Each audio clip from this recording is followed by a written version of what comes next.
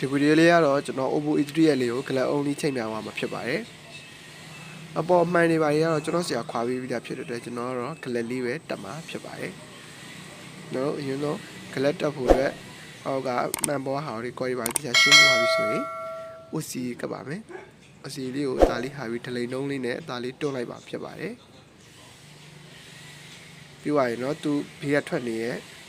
OC ကော်လေးတွေကိုဓာတ်လေးနဲ့လှီးပြီးတော့ဘေးကအစတွေကိုအကုန်လုံးထုတ်ပလိုက်ပါမယ်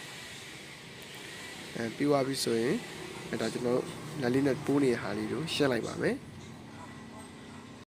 ကျွန်တော်တို့ဖိစက်မရှိတဲ့အတွက်လက်နဲ့ဖိမှာဖြစ်တဲ့အတွက်ပိုးပြီးဖိလို့အဆင်ပြေအောင်ကျွန်တော်တို့ခုနကတ်ထားတဲ့ OC လေးကိုဓာတ်လေးနဲ့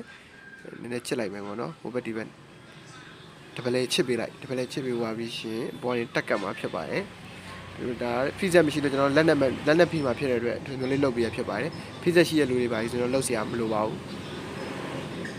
ဒီမှာကျွန်တော်တို့ပေါ်နေကလက်ကလေးကိုနေရာချမယ်နေရာချပြီးတော့ကျွန်တော်တို့ကတ်မှာဖြစ်ပါတယ်ဒါဆိုရင်တော့နေရာလေးချပြီးသွားပြီနေရာလေးချပြီးသွားလို့ရှင်ကျွန်တော်လက်နဲ့ဖိပါပါပြီအဲ့တော့ဖိစက်တွေပါရှိရဆိုရင်တော့ဖိစက်လေးထည့်လိုက်ပါတော့ဖိစက်မရှိတော့လက်လေးနဲ့သားလေးလိုက်တွန်းတာဖြစ်ပါတယ်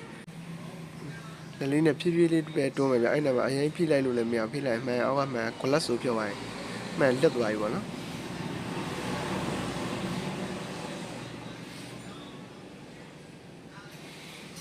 သူ့ပုံစံလေးတိုင်းပဲဖြည်းဖြည်းလေးပဲဖြည်းဖြည်းလေးနဲ့လက်မလေးနဲ့ဖြည်းဖြည်းလေးထိုးလိုက်တော့သူကသူ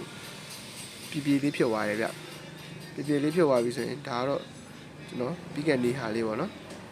ဒီဗီဒီယိုလေးရှိအောင်မဟုတ်လည်းနည်းနည်းရက်လိုက်ရဖြစ်ပါတယ်